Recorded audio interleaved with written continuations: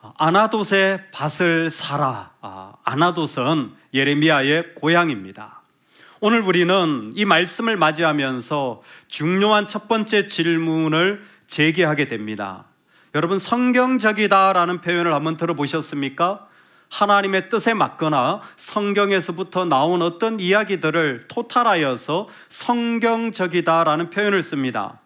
만약 그렇다면 성경적이다라는 표현과 실제적이다라는 표현이 이꼴이 되십니까? 여러분이 생각할 때 이건 성경적이야, 이꼴 현실적이야, 되시는 분 한번 손들지 마세요. 여러분, 과연 성경적인 게 실제적인 것일까요? 성경적인 것이 현실적인 것일까요? 인도네시아 오지에 세미나를 하는데 그 오지에 있는 교회 리더께서 세미나에 오셔서 질문을 하신 질문입니다. 목사님, 성경적인 이야기 하지 말고 현실적인 이야기를 좀 해주세요. 제가 물었습니다. 뭐가 현실적인 이야기입니까? 그랬더니 우리는 너무 찢어지게 힘들게 가난하게 살고 있습니다. 교회에서 그렇게 좋은 얘기 해봤자 우리는 너무 가난한데 그런 현실적인 얘기 좀 해주세요. 지금 말씀하시는 현실적이다라는 말은 돈 이야기 말씀이시군요. 예. 한 분이 그런 얘기를 하시더라고요. 목사님이 교회에서 일주일 동안 목회를 하지 않고 직장 생활을 하다가 주말에 교회를 섬기시는 거예요. 우리 목사님은 현실적인 분이라, 현실을 너무 잘 아는 분이라 대단히 귀한 분입니다.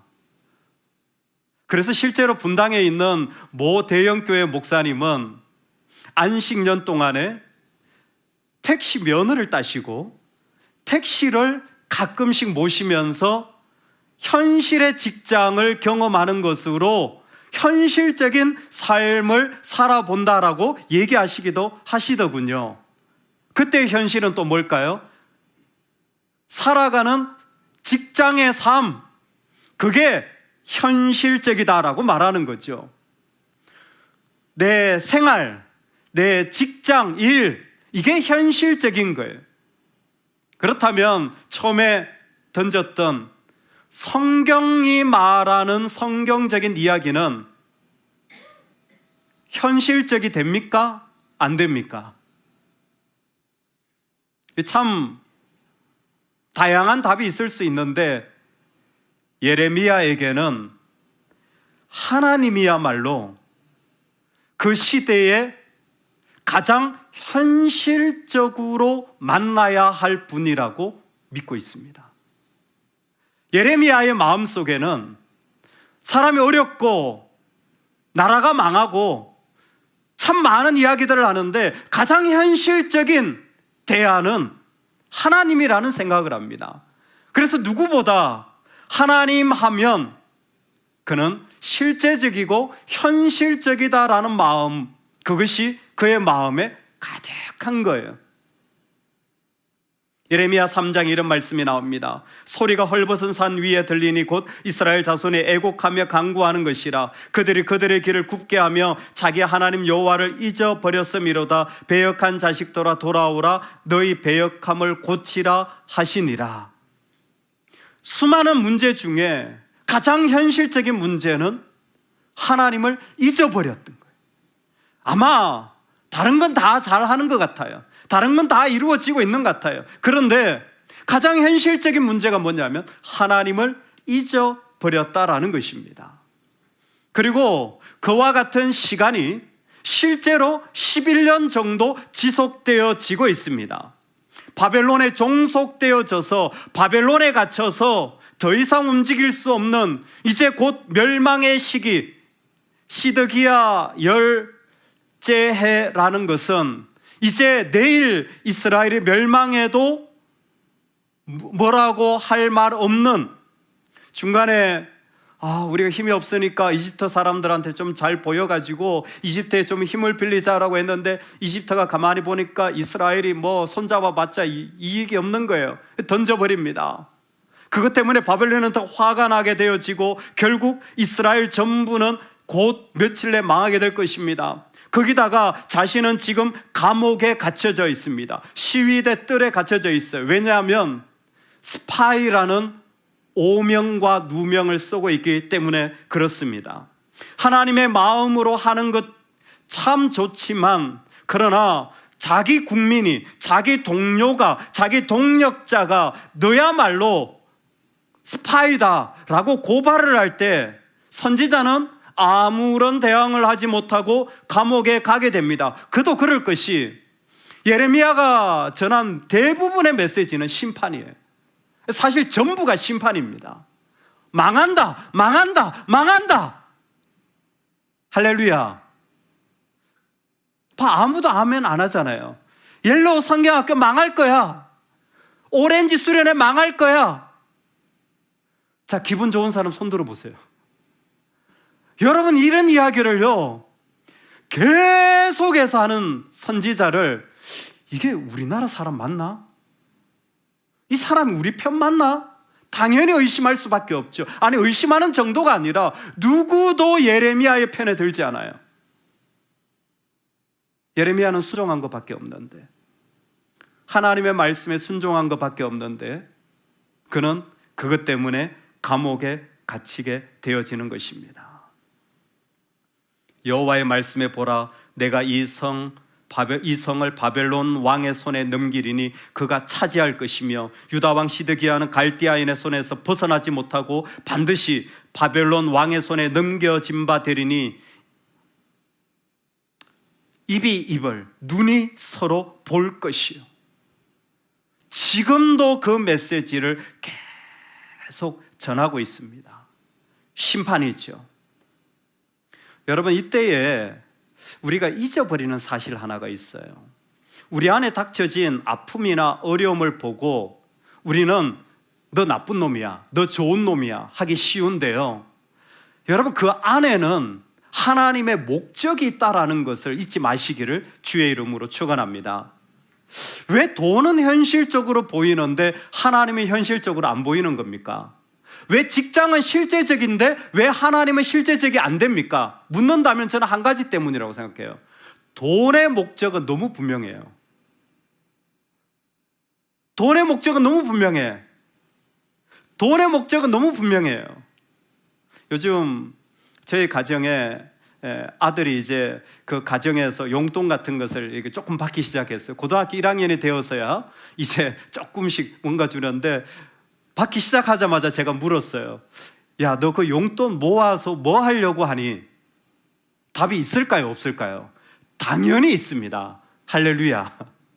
우리는 돈이 10만 원 모이면 10만 원어치 목적이 있고요, 100만 원 있으면 100만 원어치 목적이 있는, 직장 당연히 목적이 있죠. 뭘까요? 월급이잖아요. 당연히 목적이 있죠. 여러분, 하나님의 목적이 있으십니까? 하나님의 목적이 느껴지세요?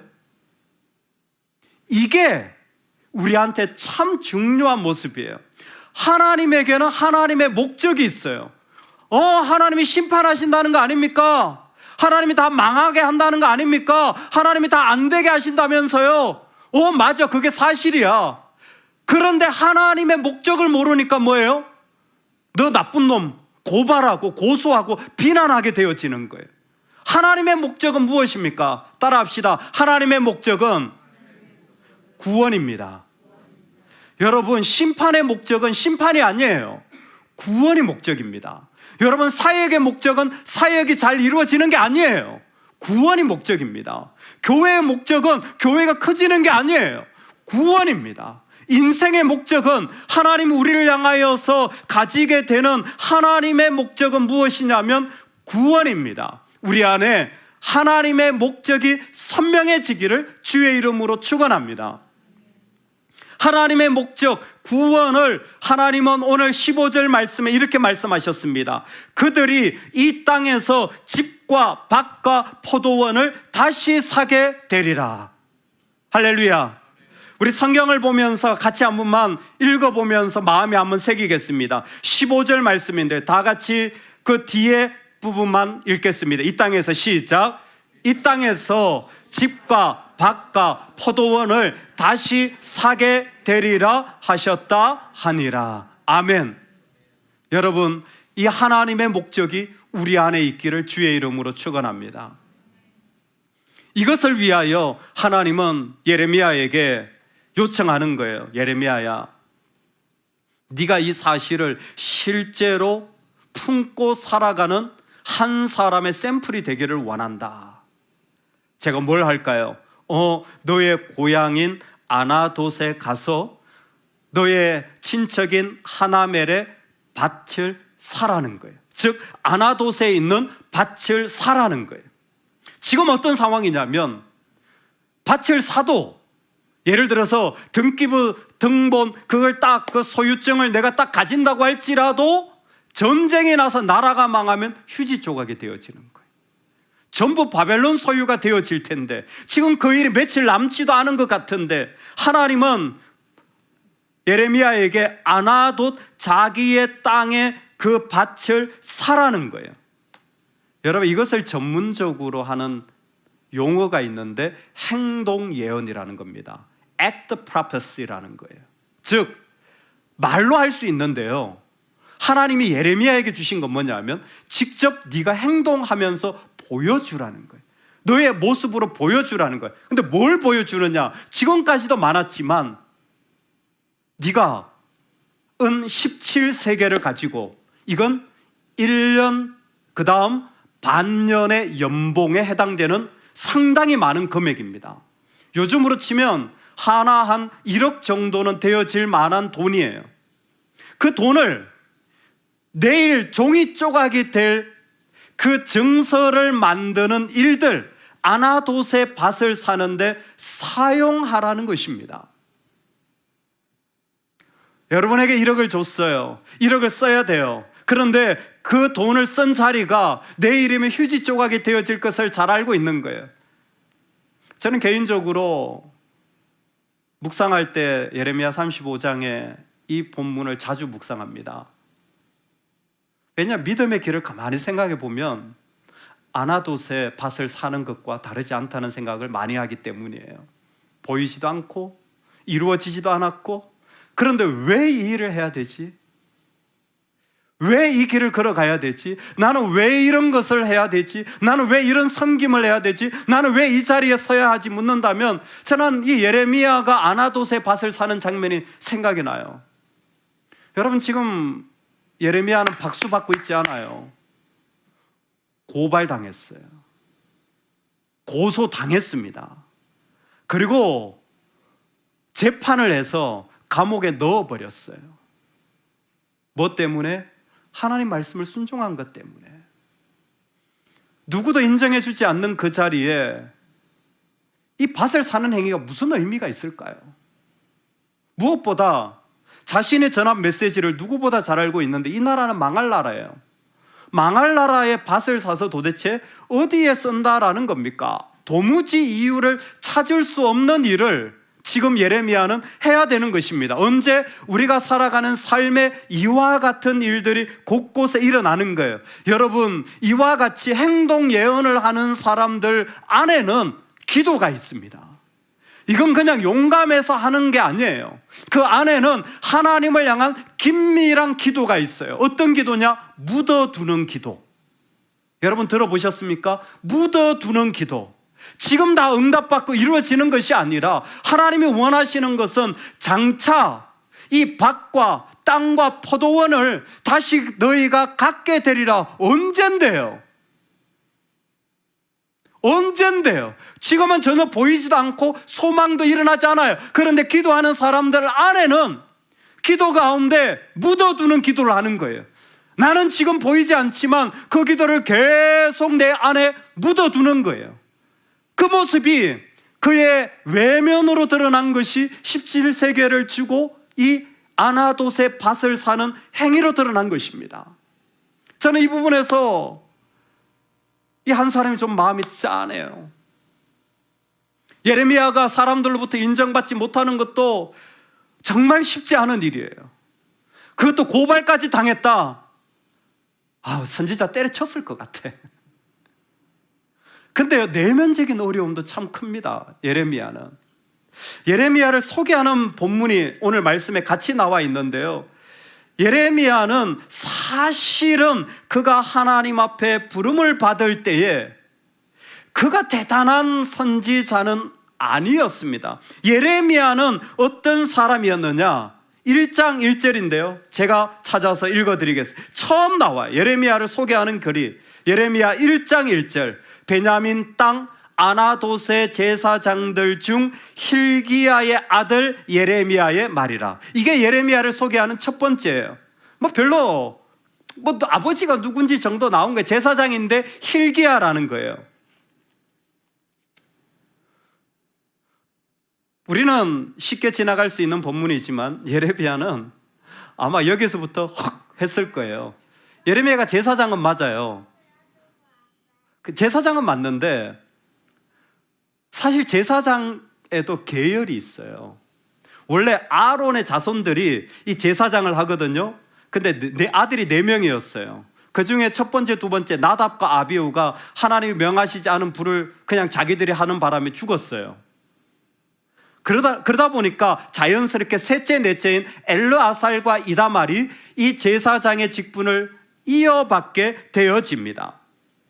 이 엘르아살과 이다말 중에 엘르아살의 후손들이 정통이에요. 그리고 이다말의 후손이 엘르아살이 못할 때 땜빵으로 들어가는 제사장이에요. 우리가 불리는 대제사장 계열은 전부 엘르아살입니다. 그래서 다윗이 사독이라는 제사장을 세우는데 사독 제사장이 되게 중요해요. 이 성경 전체를 이제 그 제사장 계열로 세우는 사람이거든요. 이 사독이 바로 엘르아살 계열이에요. 그러니까 당연히 사독은 대제사장의 중요한 가문에 인정받는 지위예요. 안타깝게도 예레미야는 제사장 집안이지만 아버지가 hil기야야. 이다말 소속이에요. 엘리도 여기였어요. 참, 이 제사장은 맞는데 정통이냐 묻는다면 그렇진 않아요. 그냥 필요하면 그 반차 중에는 들어가지만 제사장 직무할 때 순번에는 끼워 넣어주지만 정말 제대로는 아니에요. 그러니까 예레미야는 처음부터 어떤 어려움이 있었냐면 내가 제사장이에요. 아무도 네가 같은 게 제사장이야. 이 정도였어요. 야, 필요하면 예레미야 불러다 땜빵해. 근데 예레미야가 어떤 역할도 해야 되냐면 하나님 말씀도 받아 전해. 이게 선지자거든요. 여러분, 여기에서도 신뢰도가 없는데 선지자로서 말을 전하는데 그것도 망한다. 다 망할 거야. 사람들이 좋아할 리가 없어요. 전혀 소망이 없는 마음에 나도 나를 알아. 내가 자격도 없고 인정도 못 받고 내가 하는 사역은 열매도 없는 사역임을 나도 알아. 그런데 예레미야는 아나돗의 밭을 삽니다. 왜요? 묻어두는 기도를 하는 사람들은요, 항상 소망이 있어요. 묻어두는 기도를 하는 사람은 항상 소망이 있어요. 어떤 소망? 하나님이 이루시리라. 하나님의 약속에 대한 소망이 이 기도에서부터 끊이지 않는 거예요. 나는 보이지도 않고 결국 예레미야는 못 봅니다. 못 누려요. 하지만 예레미야 안에는 계속 이 기도를 하나님이 그의 심정 가운데 세워서 하게 하는 거죠. 이 정서, 곧 봉인하고 봉인하지 않은 매매 정서를 가지고 토기에 담아 오랫동안 보존하게 하라. 이 정서를 다 가지고 토기에 넣어가지고 땅에다 남아가지고 오랫동안 잘 간직하라는 거예요. 도무지 이해할 수 없는 자리지만 예레미야는 그 일을 순종하게 되어집니다. 여러분, 하나님이 저와 여러분 가운데 이 말씀을 듣게 하고 공교롭게도 보이지도 않는 일을 묻어두는 기도를 하게 될 때 그 자리를 소중히 여기시기 바랍니다. 나는 그럴 능력이 없는데도 하나님 그 마음을 나에게 주실 때 그걸 소중히 여기시길 소망합니다. 그거 결코 버리지 마시고요, 보관하셔서 마음 깊이 품으시기를 주의 이름으로 축원합니다. 이 매매 정서를 땅에 묻는다는 게 뭐냐면 그 땅에 소망을 심는 거예요. 지금 예레미야 입장에서 보면 바로 그 일들이 그 가운데 일어나는 거예요. 공교롭게도 예레미야는 하나멜의 기업 물을 자의 자리에 있는 거예요. 기업 물을 자, 그 친척이 뭔가 망하거나 어려움이 당했을 때 그걸 대신하여 이루어주는 사람, 고엘의 자리죠. 공교롭게도 예레미야가 하나멜의 기업 물을 자의 자리에 있어서 그 땅을 살 수 있게 되어지는 일들이 일어나게 됩니다. 공교롭게도 하나님이 지금 능력도 없고 아무것도 아닌 나를 그 자리에 세우셔서 어떻게 하시려고 하지? 그 마음을 내 마음에 깊이 묻으십시오. 왜 하나님 나한테 원하지? 그 마음에 깊이 묻으십시오. 그 항아리를 깊이 묻은 사람, 그 사람을 하나님이 사용하시는 거예요. 얼마 전에 한 목사님 이야기를 듣게 되었는데요, 사실 선교사님이셨어요. 선교사님으로 너무 힘들어서 안식년을 미국에 있는 저 텍사스 시골에, 텍사스가 정말 넓은 황량한 곳인데 그것도 사람들도, 죄송합니다 이런 표현을 써서, 보기 싫어가지고 사람들이 없는 동네에 들어가가지고 그게 한인들도 별로 없는 그 조그마한 교회에서 예배를 드리면서 위로와 회복을 하고 있었던 거예요. 근데 공교롭게 그 교회 담임 목사님의 건강이 안 좋으셔서 병으로 목회를 못 하시게 됐어요. 성도님들이 목회자가 없는 교회가 되자 이 선교사님에게, 선교사님 우리 교회를 좀 섬겨주세요. 이분이 저는 선교사입니다. 저는 제 사역지가 있고 제가 지금 사역하고 있는 일들이 있습니다. 전혀 마음을 갖지 않았는데 하도 성도님들이 부탁을 하는 바람에 기도를 하게 된 거예요. 기도를 하는데 하나님이 자꾸 여기를 섬기라는 마음을 주시는 거예요. 성도들은 몇 명도 안 되고 교회는 선교지만큼이나 어려운데 하나님 여기를 섬기라는 마음을 주시는 거예요. 큰일 났다. 이거 어떻게 해야 되나? 어떻게 해야 돼요? 묻어두는 기도를 하는 거예요. 계속 묻는 거예요. 기도를 계속 하나님께 드리는 거예요. 하나님 어떻게 하면 좋을까요? 하나님 어떻게 해야 될까요? 그 기도를, 그 시간이 쉽지 않은 시간이 계속 흘러가는 거예요. 갈등이 일어나고 어려움이 있고 오해가 생기고 불신이 생기고 그 시간이 계속 흘러가는데 하나님이 그 마음에 항아리같이 확정된 마음을 딱 주신 거예요. 아무도 섬기는 자가 없다면 제가 섬기겠습니다.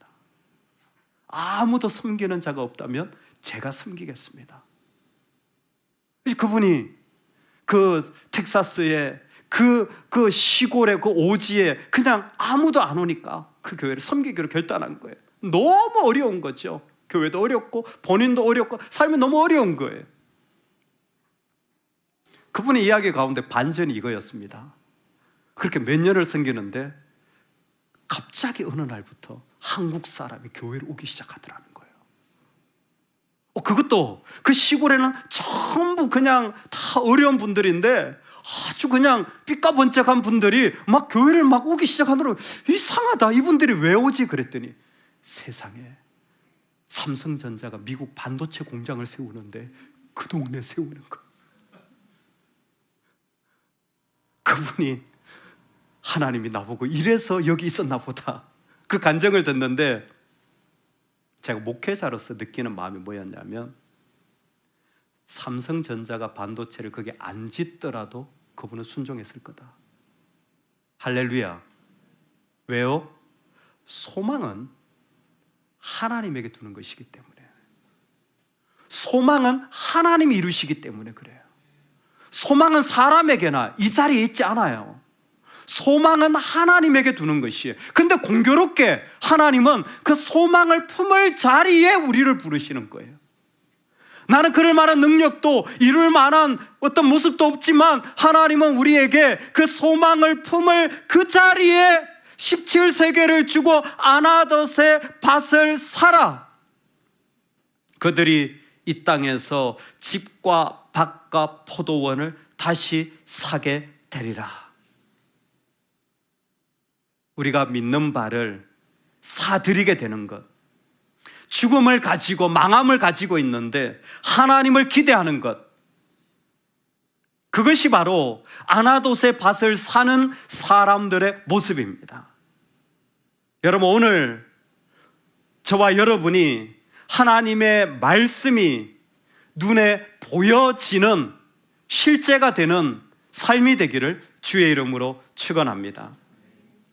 그 안에 하나님께서 회복시키시고 이루실 것을 분명히 믿고 오늘 아나돗의 밭을 사는 삶으로 나아가는 삶, 어떻게 보면 내 시간을 드리는 일일 수도 있고 내 땀을 드리는 일일 수도 있고 그 안에 내 마음을 내어드리는 일일 수도 있습니다.